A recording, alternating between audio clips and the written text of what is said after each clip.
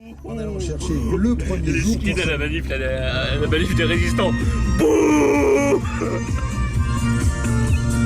9h30, 11h30, stop ou encore Mercedes, la voiture de Führer. La voiture de Führer. Allez là. En allant chercher le premier jour. Quitte à la manif des résistants. Bouh stop ou encore Mercedes, la voiture de Führer. La voiture de Führer. Allez là. Tête pensante du RN n'ignore rien des excès et de la gestion Rachline. Marine Le Pen est l'une de ses proches. Il était son directeur de campagne en 2017. Jordan Bardella est son meilleur ami. Et les deux, Le Pen et Bardella, viennent passer des vacances à Fréjus, ce qui fut encore le cas l'été dernier. Voilà donc, selon Camille Vigogne, l'histoire d'un bout de France où le RN s'est servi pour s'enrichir et se divertir. On aurait pu imaginer que la réaction soit à la hauteur de l'accusation. Et ça n'est pas le cas. Là, non, pas du tout. C'est ce qu'on appelle la stratégie de l'édredon. En dire le moins possible pour éviter des reprises dans la presse et répéter le même élément de langage. Madame Vigogne, qui a écrit ce bouquin et qui a travaillé pendant longtemps avec le Rassemblement national, est une militante politique. Cette journaliste a un engagement militant anti-RN. Ce livre est un livre d'une militante politique. Bon, le titre d'ailleurs le démontre. Le titre, oui, les rapaces, donc ok, salir le messager pour pourrir le message, mais sur le fond... La seule page que j'ai lue, c'est la dernière page, parce que j'aime bien regarder les remerciements des auteurs, c'est toujours très intéressant. Et dans ces remerciements à la fin, elle remercie les journalistes qui traitent le Rassemblement national et qui continuent d'appeler ce parti l'extrême droite. Oui. Donc, pour moi, la messe est dite. Alors évidemment, c'est un peu court, d'autant que dans les 205 pages qui précèdent la page des remerciements, il y a des faits, des dates, des correspondances, des contrats, des témoignages, enfin tout ce qui fait une enquête et qui attend d'être commenté, poursuivi ou démenti, ce que les dirigeants du RN manifestement répugnent à faire. Et le RN n'a pas ordonné d'enquête interne. Rien du tout, pas plus qu'en janvier, ce qui veut dire que soit il ne croit pas une ligne de ce qui est écrit, soit il se doute déjà que tout est frais. David Rachline est lui-même épinglé pour des comportements antisémites. Oui, il y en a tout un chapitre dans le livre de Camille Vigogne. Ses saluts nazis répétés pour la blague, ses références à Maurras, son admiration pour Alain Soral, ses liens avec la GUD Connexion, Frédéric Chatillon, Axel Lousteau, son entretien accordé en 2017 à une revue révisionniste, etc. Témoignage de l'ancien journaliste Pascal Humeau, ex-conseiller com du RN, ancien spin-doctor de Jordan Bardella. Personnellement, je n'ai jamais entendu quelqu'un d'aussi antisémite. C'est hallucinant et ça confine à la pathologie. En public, il est discret, plutôt timide. Dès que le cercle se restreint et que la parole aide et que l'alcool aide, la parole se libère tout seul. C'est une station balnéaire dont le RN est particulièrement fier. Fréjus, dirigé par l'un des plus proches de Marine Le Pen depuis 9 ans. Sauf que depuis quelques semaines, son maire David Rachline est mis en cause. Un livre enquête l'accuse notamment de clientélisme. Et dans la ville, chacun semble avoir choisi son camp. C'est le livre sur la mairie. J'en ai entendu parler, mais ça ne m'intéresse pas. Moi, vous savez, les commérages, ça ne m'intéresse pas. C'est un dictateur, c'est un petit Napoléon, quoi. À la mairie de Fréjus, certains disent craindre des représailles après avoir parlé. Car les méthodes du clan Rachline seraient brutales. Ce centre social doit fermer ses portes dans quelques jours. Et selon ses bénévoles, c'est à cause de la baisse drastique des subventions accordées par la ville. En 378 000 euros en 2018, 130 000 euros donc en 2019. Et aujourd'hui, on est à 55 000 euros de subvention de la ville de Fréjus par an. Pourtant, tous ici estiment que l'action du centre est efficace. Créée en 2006, la structure offre des sorties et de l'accompagnement scolaire aux enfants du quartier. On a quand même vu que dans le quartier, il y a moins de drogue, hein, c'est vrai. Il y a moins de drogue, il y a moins de deals. Il n'y a pas ce qu'on peut voir dans d'autres banlieues ou dans d'autres quartiers insécurisés. Les gens, ils ne se plaignent pas. Voilà, moi, c'est ça qui me rend triste, c'est de me dire qu'on a quand même réussi à faire quelque chose. Et puis d'un coup, on nous coupe la tête. Et ça, voilà, moi, en tous les cas, ça m'attriste un peu. Si la gestion de Fréjus, c'est ça qu'on doit avoir en France, eh ben, on peut se faire du souci, quoi. Franchement, parce que il n'y a pas que les centres sociaux qui sont attaqués, il y a toutes les autres associations. Les associations qui ne sont pas d'accord avec le maire, systématiquement, elles sont fermées. On vous coupe la tête. C'est une petite dictature ici qu'on a. Fréjus, Une ville vitrine du RN ébranlée par l'affaire David Racheline. Je crois que les Français sont en train de se rendre compte de la supercherie, en fait. David Racheline, un hommage national sera rendu tout à l'heure à Charles Aznavour. Vous avez salué sa mémoire. Bien sûr. Finalement, l'immigration, ça a du bon aussi, non ? Oh, vous savez, je crois qu'il était un très grand Français, sans doute attaché à ses origines, mais un poète qui a fait valoir la langue française dans le monde entier. C'était probablement l'un des plus grands des Français. Donc moi, je suis très heureux de cet hommage. Il le mérite amplement. Et on est toujours l'immigré de quelqu'un. Vos grands-parents venaient d'Ukraine.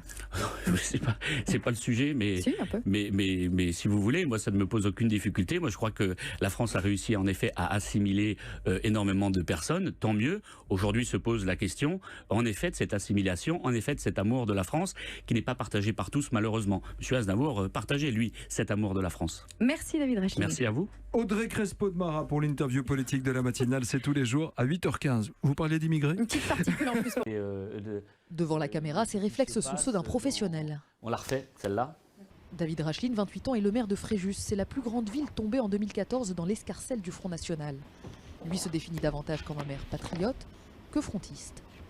Un élu patriote, c'est un élu qui veut défendre les Français. Et on voit bien que ceux qui sont au pouvoir depuis une trentaine d'années ont défendu beaucoup de choses, beaucoup d'idées, beaucoup d'idéologies, mais très peu les Français au final. Un patriote donc que Marine Le Pen confirmera aujourd'hui comme son directeur de campagne pour la présidentielle, notamment en raison de son bilan. Même si on ne peut pas comparer une présidentielle à une élection municipale, bien sûr, mais oui, ça donne des résultats, notre politique. Et on le voit ici à Fréjus, avec le désendettement sans augmenter les impôts, avec le renforcement de la sécurité, avec un renforcement de l'action culturelle au bénéfice des Fréjusiens et même des touristes. Un bilan mensonger pour son opposante socialiste.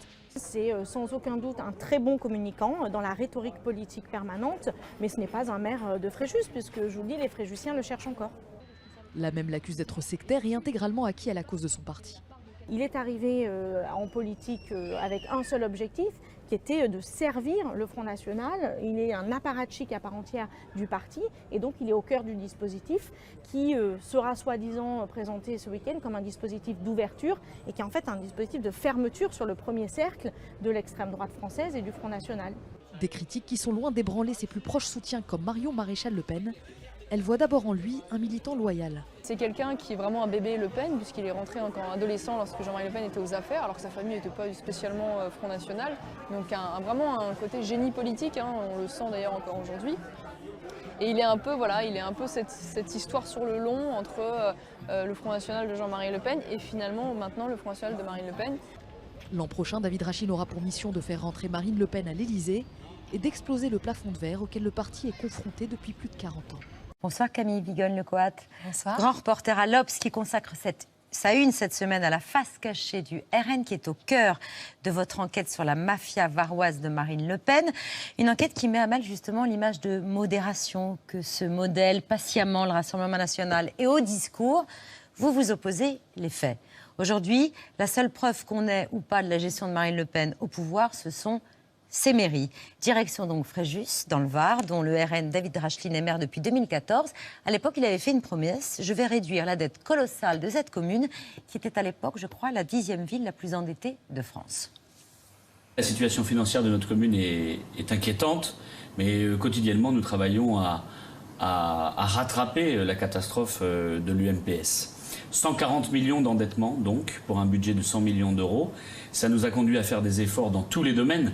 Et les Fréjusiens l'ont bien compris, ils ont même souhaité cette politique qui va permettre de rendre à Fréjus sa crédibilité financière. Quotidiennement, nous menons des actions pour défendre notre patrimoine et notre identité. Et nous allons amplifier d'ailleurs ces actions dans l'avenir en révélant, en exhibant même le patrimoine de la ville de Fréjus. Les arènes qui ont pris un coup, certes grâce à cause du bétonnage en l'occurrence, mais qui restent un monument exceptionnel et extraordinaire.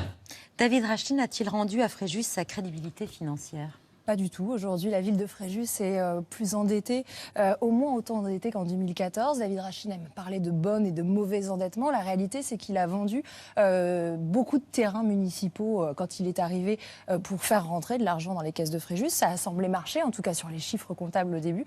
Et puis finalement, en fait, il a très vite réendetté la ville au profit à chaque fois du même clan, et notamment tout le secteur du BTP dont il est très proche. Et c'est pour ça que cet extrait est particulièrement pertinent parce qu'il parle de limiter le bétonnage bétonnage massif. Or, il n'a jamais été aussi important, alors qu'on sait que cette région est en plus très sujette aux inondations. Donc, c'est un vrai sujet d'intérêt public de limiter le bétonnage massif. Et sur ces 2 promesses, on peut dire que David Rachlin n'a pas été au rendez-vous. Selon votre enquête, non seulement David Rachlin ne gère pas si bien que ça les finances municipales, mais sur le plan personnel, il flambe, il crame même. Dans les bars, ceux de ses amis, dans les fringues, dans les montres de luxe. Vous le surnommez même, certains de ses adversaires le surnomment même l'arbre de Noël. Il met souvent le cap sur Saint-Tropez où il lui arrive de lâcher un SMIC dans une plage privée, carré VIP, champagne millésimé, espace réservé. L'addition se règle exclusivement en liquide. Et pourtant, son train de vie est impossible à expliquer par ses seuls émoluments de mer. Oui, ça pourrait faire sourire qu'au sein de son propre parti politique, on le surnomme la cagole. On pourrait dire, après tout, il a un tempérament festif, il aime le luxe, pourquoi pas. C'est beaucoup plus grave que ça, parce qu'aujourd'hui, autour de David Rachlin, ce que m'ont appris ces 2 années d'enquête, c'est qu'il y a énormément d'argent liquide qui circule. Il y a de l'argent liquide, pas seulement 500 € dans sa poche pour aller s'acheter sa cartouche de cigarette, mais beaucoup plus, notamment 15 000 € en liquide donnés à son chauffeur pour qu'il aille lui acheter une montre en son nom, en nom de son collaborateur. Il y a de l'argent liquide qui lui sert à financer ses virées, ses vacances avec Jordan Bardella, aujourd'hui président du mouvement. Et David Rachlin, surtout, c'est pas seulement le maire de Fréjus, et c'est ça qu'il faut avoir en tête, c'est le vice-président du Rassemblement national. C'est celui que Marine Le Pen présente en 2022 comme son meilleur ami sur les plateaux de télévision. Et moi, j'ai beaucoup documenté des relations exclusives avec l'entrepreneur le plus important du BTP local, avec lequel il partage des déjeuners, des journées entières qui sont consacrées dans son agenda, des virées en bateau, des week-ends à Monaco, et aussi des cadeaux et un certain nombre de largesses qui ont été confirmées, documentées par des témoins. J'ai récupéré des enregistrements sur lesquels on entend David Rachlin parler de cet argent liquide, parler aussi de transferts d'objets qui sont relativement encombrants et de sa peur de perquisition. On est vraiment dans quelque chose de systémique au niveau de la ville de Fréjus. Et qui ruisselle, c'est-à-dire de la police municipale aux associations sportives. Il y a une sorte de tout est permis. Oui, à partir du moment où on a un maire à la tête d'un exécutif local qui se permet n'importe quoi, ça envoie le signal à tous les services qu'on peut le faire. Quand David Rachlin a son directeur général des services, donc quand même l'homme qui est censé être le chef d'orchestre de la mairie, qui lui dit qu'il va faire un faux certificat vaccinal pour éviter la vaccination, Philippe Lothiau, aujourd'hui député du Var, David Rachlin ne dit rien. Quand il a son adjointe aux logements sociaux qui pratique une sorte de préférence nationale dans l'attribution des logements sociaux, en tout cas fait en sorte de répartir les meilleurs logements sociaux aux Français d'origine française, aux militants du Rassemblement national, voire à sa propre fille. David Rachlin ne dit rien et laisse les autres, sous-entendu ceux qui ne sont pas d'origine française, habiter les logements les plus vétustes. On a quand même ce système-là qui est mis en place et ça décrit un laisser-aller général. C'est d'autant plus pertinent de s'y intéresser que pendant, ça fait 10 ans que Fréjus, c'est la vitrine du Front National pour Marine Le Pen. Elle a décidé, et moi j'ai suivi ses mots, elle a dit allez voir dans les mairies, allez regarder la gestion RN, ça marche, nous avons une gestion exemplaire, preuve en est qu'il n'en est rien. Oui. Le maire de Fréjus qui vous a raconté, dont on vous a raconté qu'il faisait des saluts nazis en soirée, et ça vous lui avez posé la question, et là, c'est une des premières fois que vous l'avez senti déstabilisé, gêné ? Oui, alors je retranscris vraiment tel quel l'entretien qu'il m'a permis avec son accord d'enregistrer. Et la réaction de David Rachlin, c'est de laisser passer quelques secondes de blanc et de me regarder dans les yeux en me disant « vous avez des photos ». Ça illustre un peu le climat de suspicion et d'insécurité qui était le sien quand je lui ai posé cette question-là. On va partir dans le Var avec vous, Camille Vigogne-Lecoat. C'est là que vous avez enquêté pendant près de 2 ans, à Fréjus, précisément la ville conquise par David Rachlin en 2014, Les Rapaces aux éditions Les Arènes. Fait à l'appui, vous décrivez au fond l'affairisme, la corruption, le clientélisme du maire RN et de son entourage. Regardez, c'est dans l'invitation de Marco Pommier. On en parle toutes les deux juste après. Si on vous invite Camille Vigogne-Lecoat, c'est parce que vous avez brisé l'omerta sur l'une des vitrines du parti de Marine Le Pen, la ville de Fréjus. dirigé depuis 2014 par David Racheline, vice-président du Rassemblement national.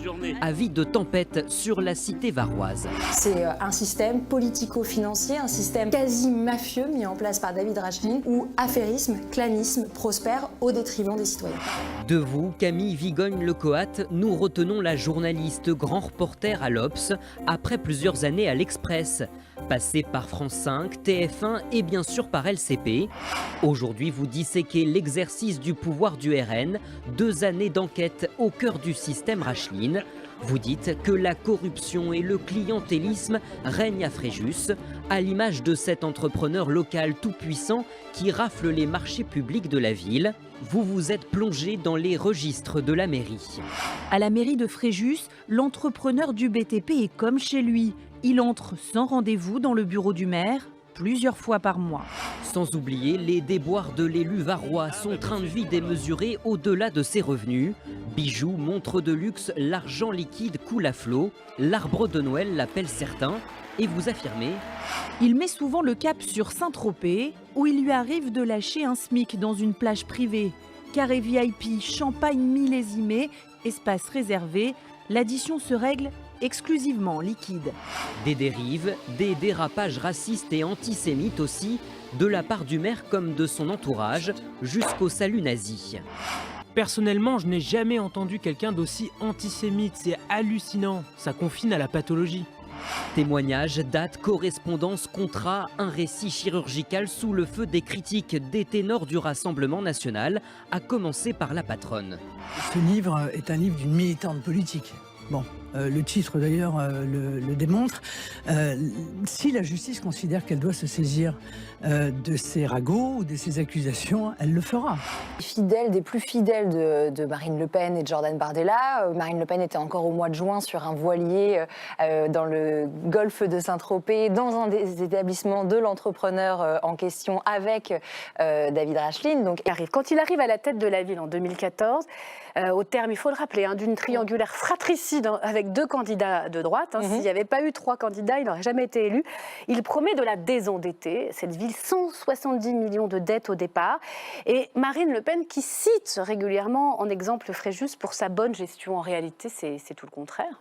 Il a fait des efforts au début qui ont été salués notamment dans le premier mandat par la Cour régionale des comptes, mais uniquement permis par la vente d'énormément de terrains municipaux, ce qui fait mécaniquement rentrer de l'argent dans les caisses de la mairie, mais ça n'a pas suivi sur le deuxième mandat. Tout en continuant à vendre des terrains, il s'est réendetté, ce qui fait qu'aujourd'hui la ville est dans une légèrement plus mauvaise situation financière qu'en 2014. Un local du BTP, il s'appelle Alexandre Barbero, que Racheline va rencontrer dès le début, dès début 2015. Qui est-il précisément, Alexandre Barbero, et pourquoi aucun contrat ne lui échappe dans la région ?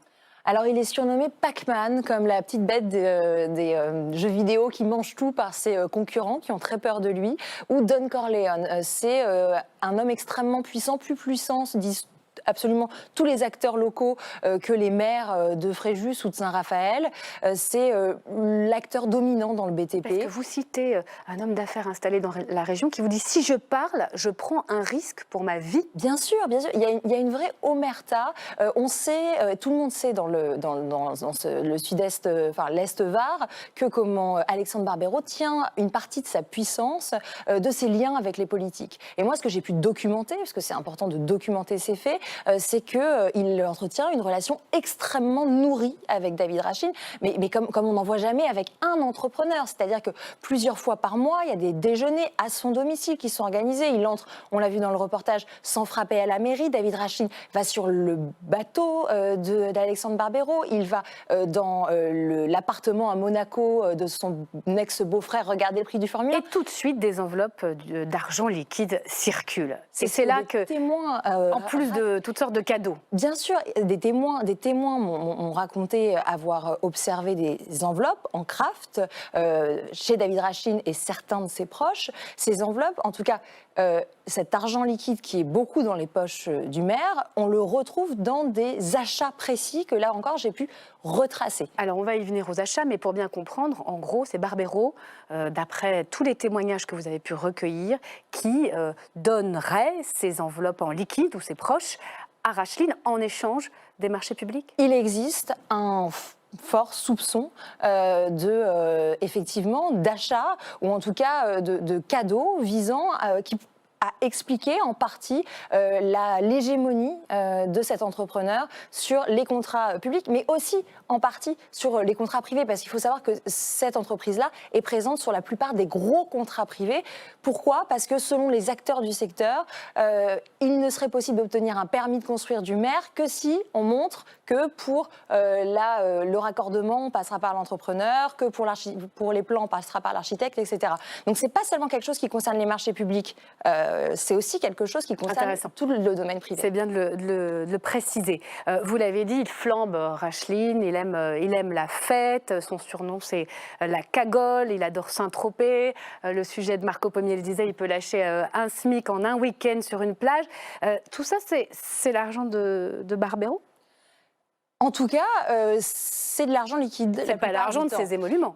Il gagne environ 8 000 € par mois. Si on additionne ces différents salaires publics, qui sont tous connus, c'est beaucoup, c'est un bon salaire, mais ça ne suffit pas à expliquer ce mode de vie. Quelque part, si David Racheline était juste un flambeur, ça le regarde, c'est sa vie privée. Évidemment, on a le droit d'aimer les mondes de luxe, on a le droit d'aimer faire la fête. Voilà. Le problème, c'est effectivement la traçabilité de cet argent. D'où vient-il ? Moi, j'ai aussi obtenu des enregistrements dans lesquels on entend David Racheline s'inquiéter, on l'entend évoquer l'argent liquide, on l'entend évoquer des stratagèmes pour ne pas se faire prendre en cas de perquisition. Voilà, donc tout ça, ce sont des indices qui jettent un fort soupçon sur effectivement la source de ce train de vie. Après, il ne m'appartient pas de qualifier effectivement. Mais à vous lire, ces achats se font par un intermédiaire, il y a toujours une forme de prête-nom, soit c'est son chauffeur pour la montre à 15 000 €, soit c'est son ami pour un bracelet à 6 000. C'est ça la façon de faire ? Oui, le premier élément matériel que j'ai réussi à récolter, c'est cette montre dont on a beaucoup parlé, une montre à 15 000 €. Comment on peut expliquer aujourd'hui, quand on est un élu de la République, qu'on demande à son chauffeur, par ailleurs assistant parlementaire en partie au Sénat, d'aller lui acheter une montre en liquide au nom du chauffeur. Et par ailleurs, moi j'interroge David Racheline, parce qu'on a eu un long entretien dans son bureau il y a quelques mois, et il nie à 4 ou 5 reprises n'avoir jamais possédé cette montre. Et en fait, alors qu'il y a des photos qui témoignent. Heureusement, quelques mois avant, j'avais demandé à un photographe de prendre son poignet en photo, et j'avais cette montre. Et il ne changera de version que des mois plus tard, en expliquant avoir reçu un héritage récupéré de 20 ans plus tôt, et d'avoir retrouvé en gros de l'argent liquide dans le grenier de sa mère.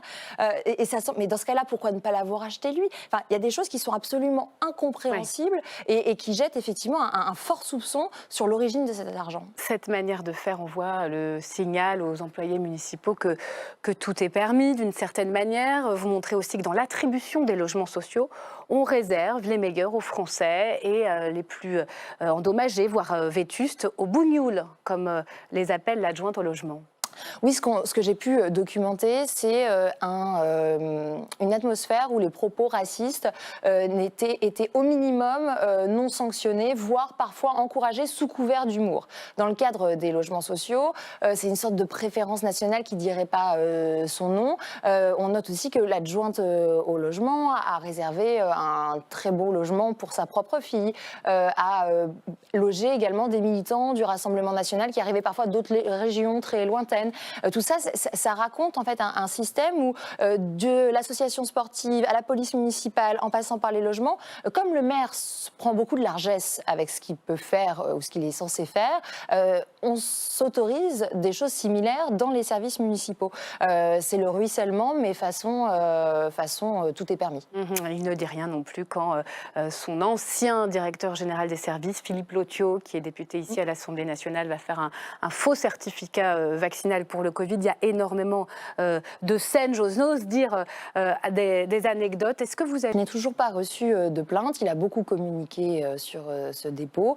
Pour l'instant, ni moi ni l'éditeur n'avons reçu quoi que ce soit. Et si ce livre débouchait sur une enquête judiciaire avec des perquisitions sur la base des éléments que vous avancez, est-ce que ce serait une forme de bonne chose ? Nous le verrons. Le temps judiciaire est un temps plus long que le temps journalistique. Moi, en l'occurrence, j'ai consacré ces derniers mois à documenter des faits, à faire mon travail de journaliste, et je laisse évidemment la justice faire le sien. Merci.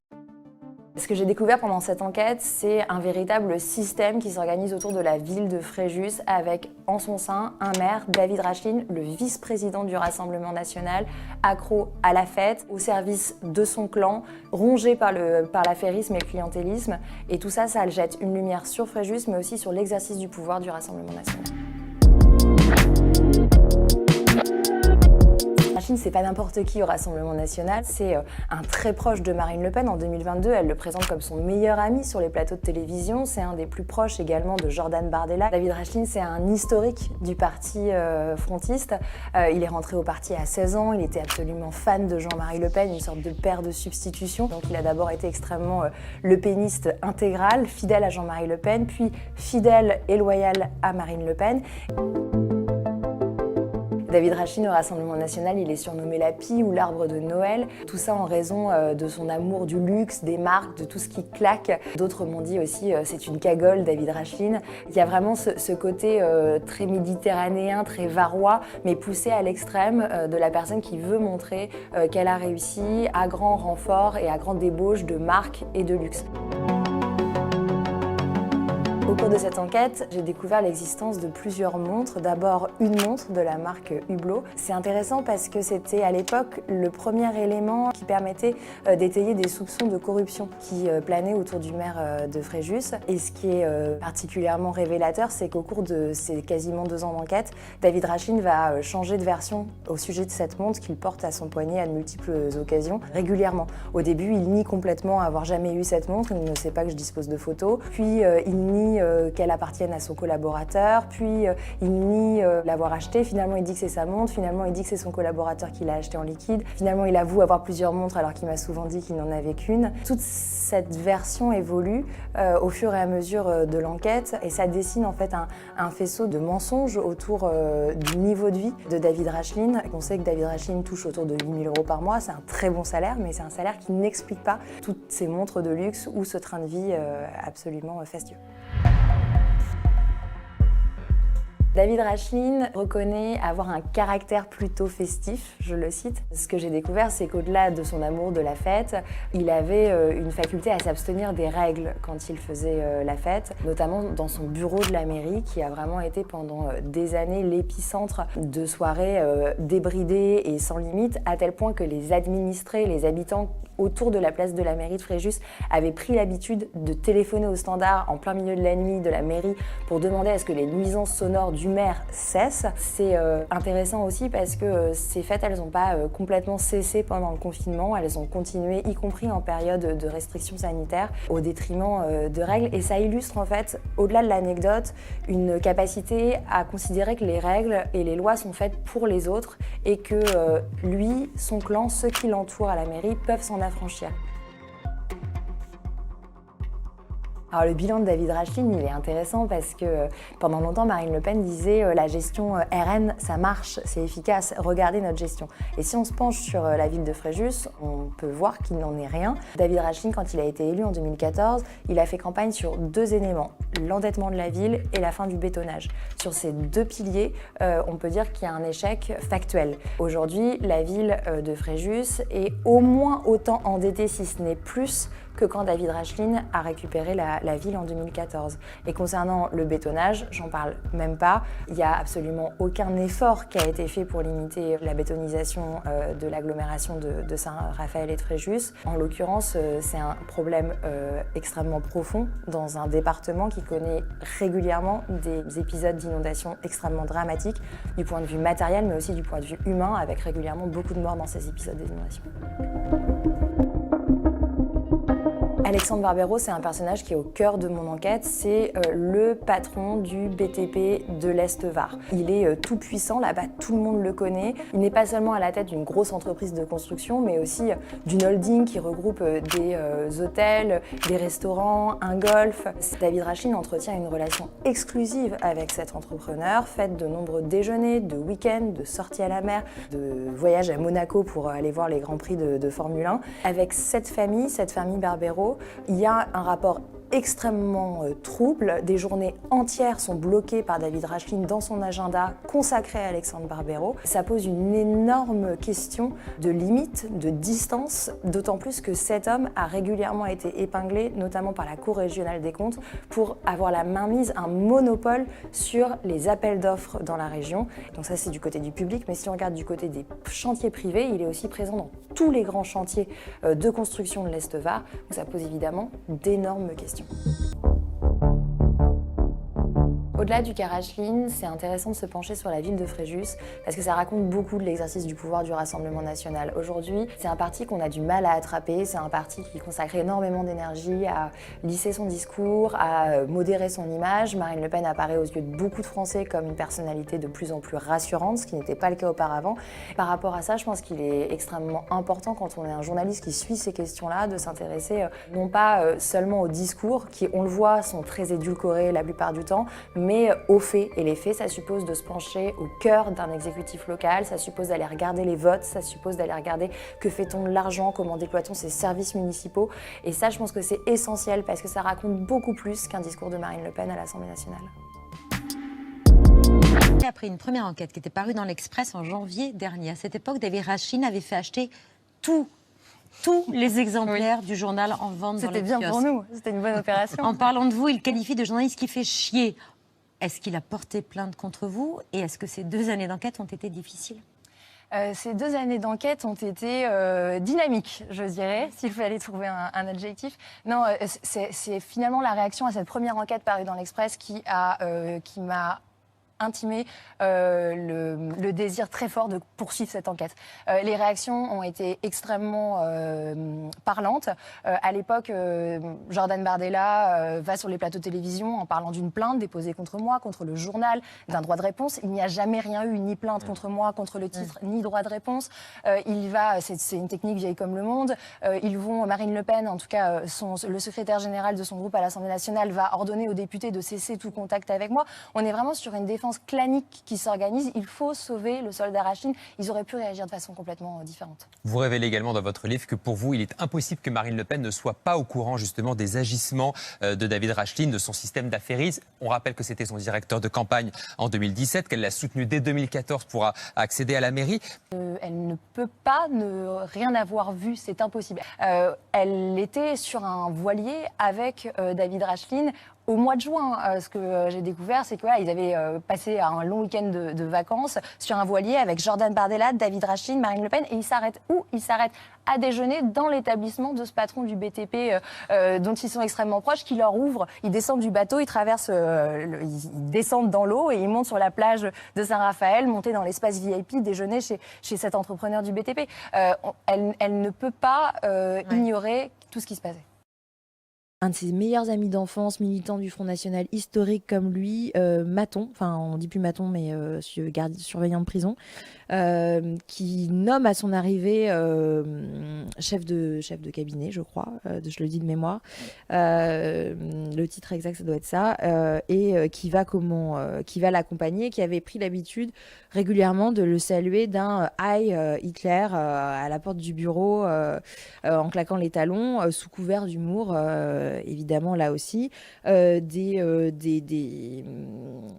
habitudes que parfois David Rachlin, selon ses témoins, condamné d'un haussement de sourcil en disant quand même fais gaffe, parfois encouragé, notamment plus le soir venu, plus le comité était restreint, plus l'alcool aidant aussi pouvait favoriser ce genre de choses.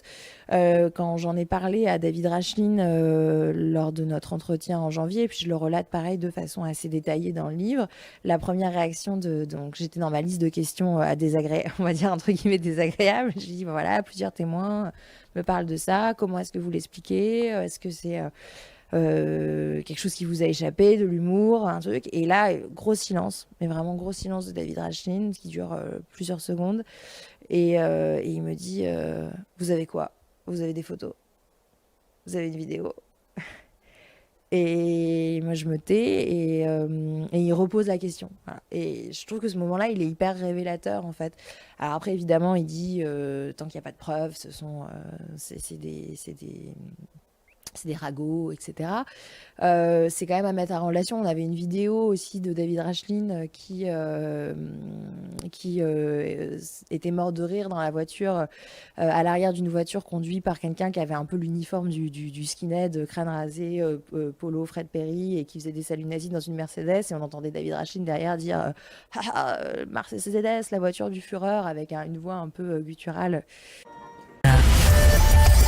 Camille Vigogne, le Coat, bonjour. Bonjour à tous. Et merci d'avoir accepté notre invitation cet après-midi. Vous êtes grand reporter à l'Obs et vous signez aux éditions des Arènes Les Rapaces, une enquête au cœur du système installé par le maire Rassemblement National de Fréjus, David Racheline. Au terme de 2 ans d'enquête, vous y dépeignez un affairisme généralisé dans cette ville que ce proche de Marine Le Pen a épousé dès son élection à la mairie en 2014, en promettant pourtant une gestion au cordeau des finances publiques. Camille Vigogne-Lecoat, qu'est-ce qui vous a mis d'abord sur la piste de ces arrangements, notamment avec un baron local? Alors, j'ai commencé à suivre la piste David Racheline il y a un petit peu moins de 2 ans.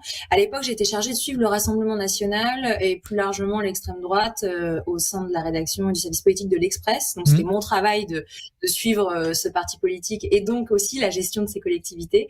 Il se trouve qu'on m'a alerté sur un mode de vie dispendieux, des habitudes particulières du maire de Fréjus. À l'époque, je ne savais pas forcément l'ampleur du phénomène que j'allais trouver. J'avais même aucune idée de la profondeur de ce système mis en place, parce qu'on parle vraiment de quelque chose de systémique, notamment dans ces relations, vous l'avez dit, avec un patron, un géant du BTP local. Qu'il a rencontré très vite après son élection. Très vite, par contre, notamment un déjeuner avec ce grand patron local du BTP où des témoins m'ont affirmé avoir vu des enveloppes à cette occasion circuler. C'est des enveloppes qui sont très mystérieuses, sur lesquelles je m'arrête, d'autant plus que pour contribuer à épaissir ce mystère, on retrouve beaucoup d'argent liquide ensuite dans les habitudes et les consommations de David Racheline. J'ai pu il sort souvent des billets de 500 €, comme vous l'écrivez. Voilà, et c'est pas seulement 500 € pour acheter des cigarettes, c'est aussi parfois 15 000 € pour acheter une montre qu'il fait acheter par son chauffeur. C'est plusieurs milliers d'euros pour acheter un bracelet avec des diamants pour sa compagne qu'il fait acheter par un ami. Donc il n'est pas seulement dans quelques centaines d'euros, on parle de plusieurs milliers, plusieurs dizaines de milliers d'euros en liquide. Et c'est pas lui qui les utilise, c'est que quand c'est des grandes sommes, il les fait acheter par d'autres. Donc il y a de quoi épaissir le mystère, les soupçons autour de la transparence et de la gestion de l'argent de David Racheline. D'ailleurs, j'ai interrogé David Racheline à ce sujet-là en lui disant voilà, on a rapporté des saluts nazis dans l'enceinte de la mairie, sous couvert évidemment de plaisanterie et d'humour. Comment vous l'expliquez? Est-ce que c'est un dérapage? Et là, je retranscris, mais vraiment avec exactitude, notre entretien que j'avais enregistré avec son accord. Il laisse passer plusieurs secondes de blanc et il me dit vous avez des photos? Vous avez des vidéos, voilà. Ça a été sa première réaction, répétée à plusieurs reprises de nos échanges. C'est vous dire à quel point le climat peut être lourd, et y compris des personnalités de confession juive qui travaillent ou ont travaillé au sein de la mairie, qui ont pu se sentir extrêmement étouffés par moments par ce climat, sous couvert évidemment toujours d'humour et de légèreté. Voilà. Merci beaucoup Camille Vigogne-Lecoat de nous avoir présenté votre enquête passionnante et édifiante sur la gestion de la mairie de Fréjus et le comportement de son maire David Racheline. Les Rapaces est publié aux éditions Les Arènes. Très bon après-midi à vous et à très bientôt sur Radio J. Merci infiniment, au revoir. On allait chercher le premier jour. Qui de la manif des résistants. 9h30, 11h30. Stop. Mercedes, la voiture de Führer. La voiture de Führer. Allez là. On allait chercher le premier jour. Qui de la manif des résistants. Stop. Mercedes, la voiture de Führer. La voiture de Führer. Allez là.